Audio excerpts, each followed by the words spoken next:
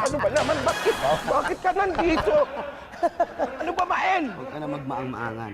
Alam mo, pinapunta ako dito ni Kuya Bio para samahan ka. Kagabi pa, kitang-kita niya na. Nahulaan niya na dito ka pupunta bago ka magbigay ng rose kay Kat. Nagpalakas ka pa ng loob, ha? Para maging ready ka sa... Ha? Ha? Kaya ko to, Mael. Huwag mo na akong samahan. Kaya ko to. Hanapan Muna na ako- kita ng palda. Mael, samahan mo ko.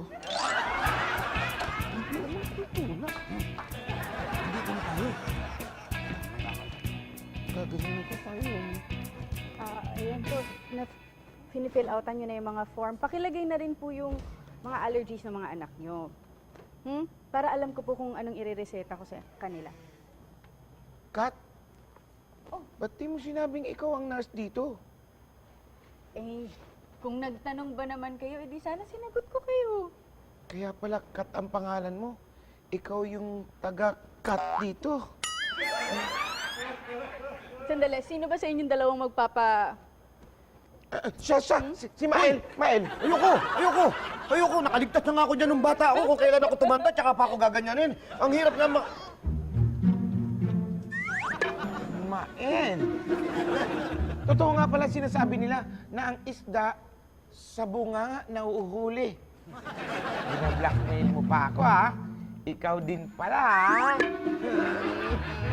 Pareho kayong paper bag?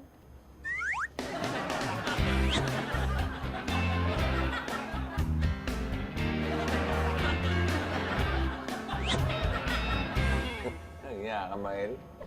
Nadenggoy mo ako, ah. Buka akala ko, ano ka na eh, hindi pa pala. Tama na, nagungurat ka pa eh. Kinakabahan na nga ako. Hindi ka pa kakabahan. Tapos na. Oo nga. Pero yung 21 na nawawala yung anesthesia kay Junjun, sumasakit na. Wala pa ba ang sakit na to? Madadagdagan pa ba to? Boys, relax na kayo. Kasi nagpunta na si Bolina sa palengke, bumili na siya ng dahon ng bayabas. Tsaka, ano pa yun, ate? Antibiotics, tsaka iba pang gamit na panglanggas. Yun.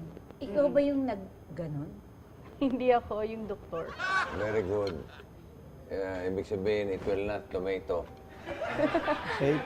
Babae din yung doktor eh. Naku, very bad. It will tomato.